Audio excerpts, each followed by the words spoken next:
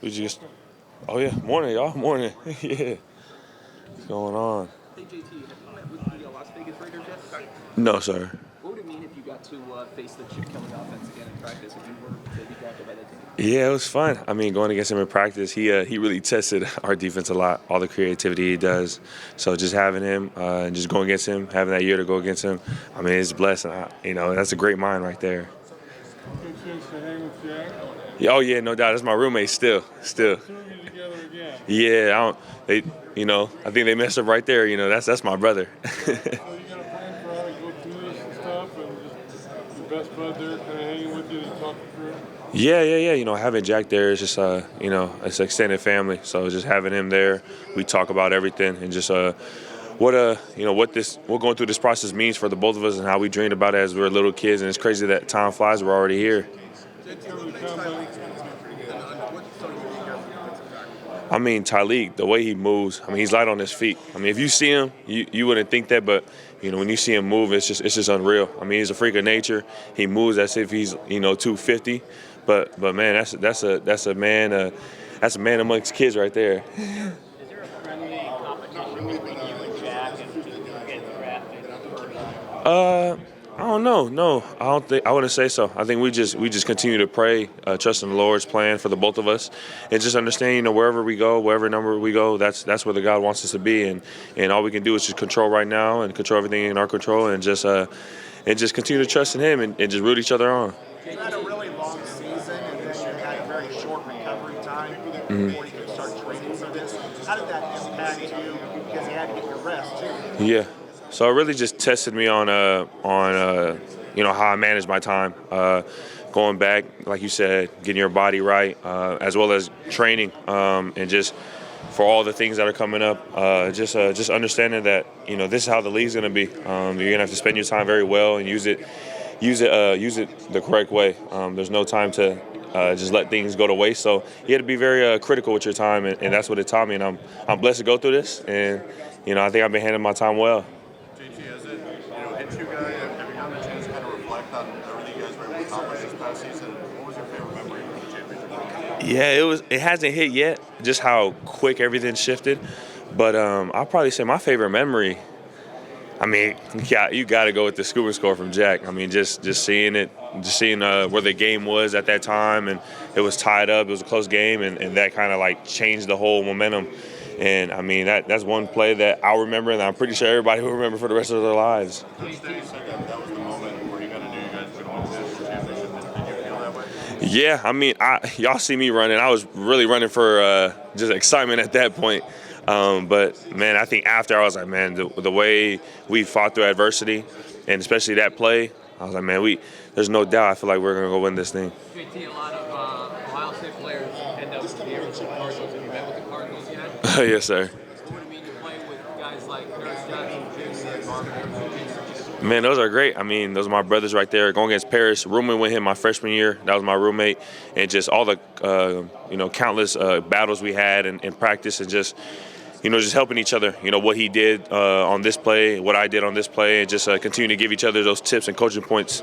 I mean, it'll be great to continue to go against him and just get each other better. And then Marvin, I know I can't go out there and guard him and give him some competition, but it'll be cool to play for both of those guys and with both of those guys. JT, the Lions are in the market for an edge freshman. They are looking at a guy like you with a skill set. Have you talked to them yet, and what would it mean to play with somebody like Aiden Hutchinson? I haven't talked to them yet, but man, it'll be a blessing, especially playing alongside of him. Even though we're in the league now, so we can kind of put it. Once we become teammates, we kind of put the rivalry to rest. But it's still in the back pocket. But just to play with him and the group of guys they have over there, I feel like they have a great, strong foundation.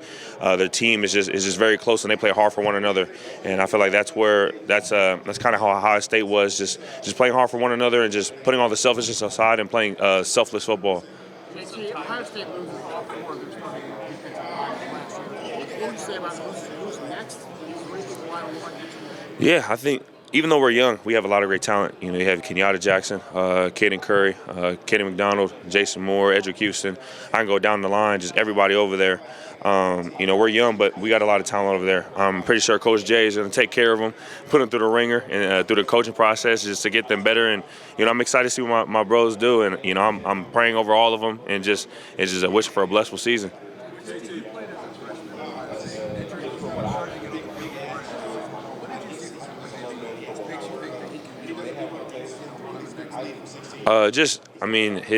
He has very long arms and he's fast for his size. I think he ran track in high school for a little bit, so, you know, someone to move that fast and run that fast at his size and have that type of get off, I mean, you know, once he puts this together, man, it's going to be scary.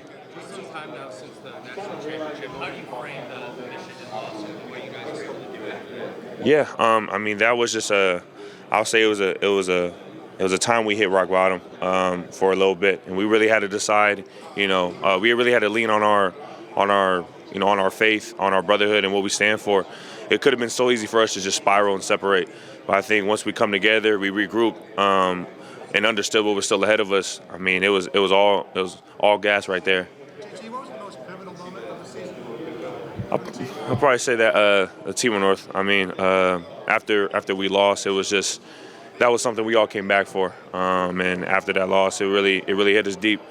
It was like a dagger, but we had to understand, like, hey, we can come back, regroup, and still go have a chance to win a national championship, or, you know, we just go in and lay an egg against Tennessee. So we regrouped and stayed together, stayed as one, and stayed trusting in the Lord, and just came out and did what we had to do. What started your game started at East Side Traffic? Oh wow, yeah. Okay. How realistic was it that you would be at this stage right here? It was always a dream of mine. I thought I had a little bit more time, but since you said it, what was that, like 6? Yeah, now I'm here. So it was just I felt all the prayers just slowly unfolding. All the you know, the dreams are slowly unfolding, and, you know, I'm just continuing to trust in the Lord and not lean on my own understanding, and just continue to lean on Him and for everything I do. I caught the bus. I caught the morning bus. Yes, sir. Around 4:55. You know, shout out to my grandparents and parents for when I didn't wake up to my alarm. They woke me up. So. The Saints have drafted a lot of Ohio State players over the years. Have you spoken to them? It seems that this week was losing their afterward. Yeah, yes, sir. I've spoken to them. I mean, it's great, you know, meeting Coach Moore. It was just, you know, it's an honor. I mean, Saints are a great team. Chase Young is over there, so we got a chance to see him and just, you know, his game just continue to elevate. And I think over there, it's a great team. I mean, it's a place where I haven't really visited New Orleans. I don't know how you guys say New Orleans, but I mean, I'll be blessed to play anywhere. And, you know, if they draft me, I'll be honored and blessed to go and just contribute. You've shown like great like blocking pattern recognition.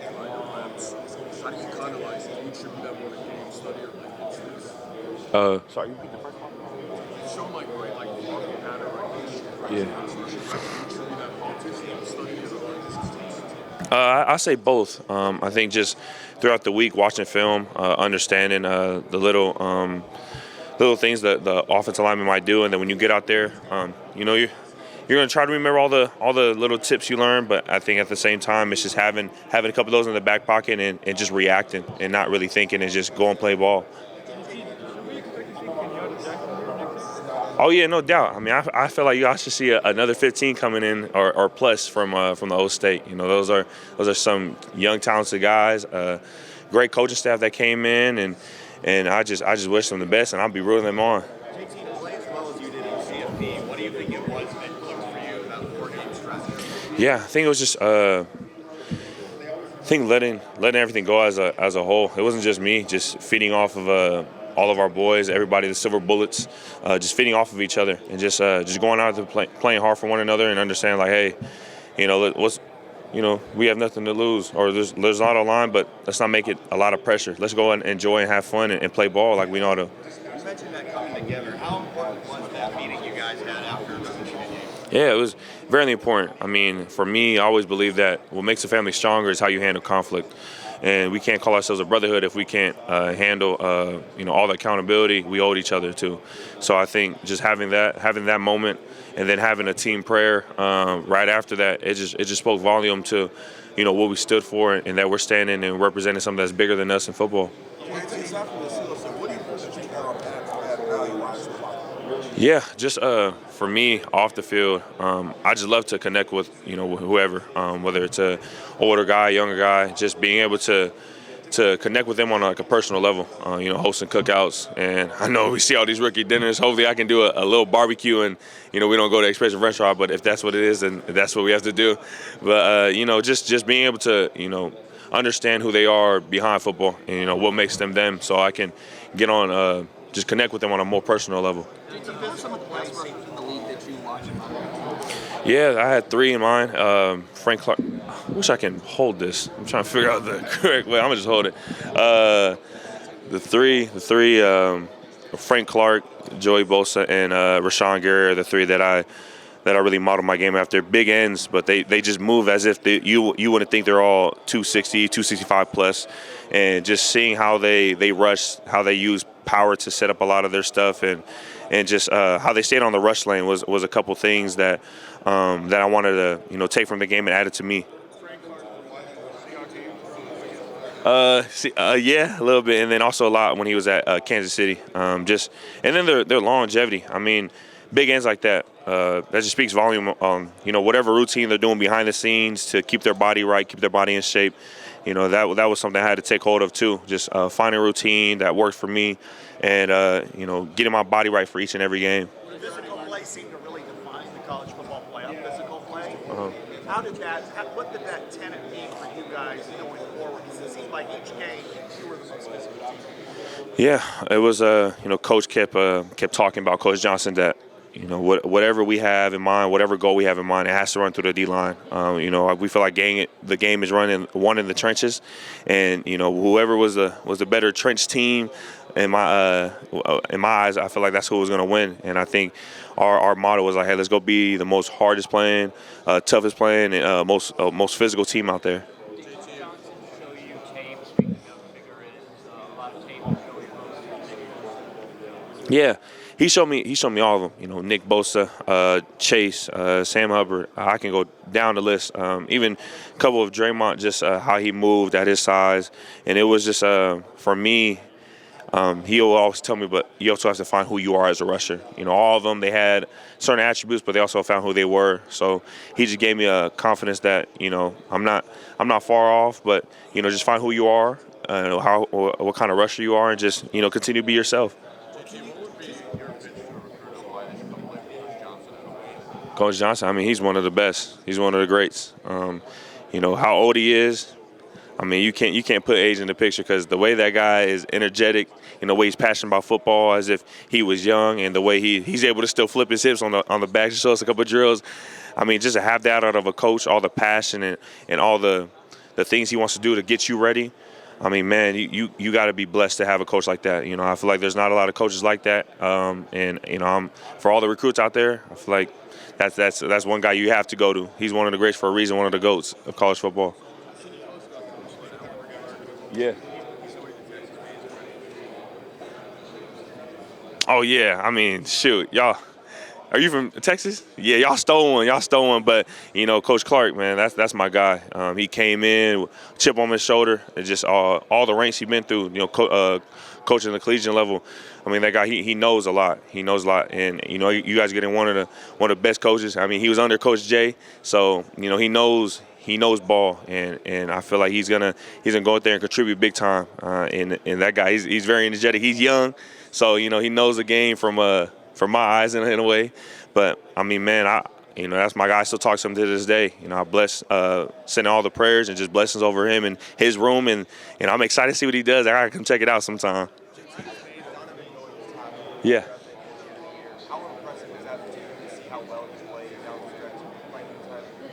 Oh man, I'm not surprised. I mean, that's the way he performed in the playoffs, or when he moved there. It's just big testimony to how he works behind closed doors. I mean, Donnie, he never complains. He just gets after it.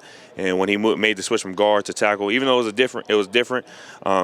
It just took him. He just got acclimated real quick. I mean, me, Jack, and all the other ends, we just wanted to give him great looks. He gave us great looks as well. And from there on, I was like, I had no type of worry that he moved.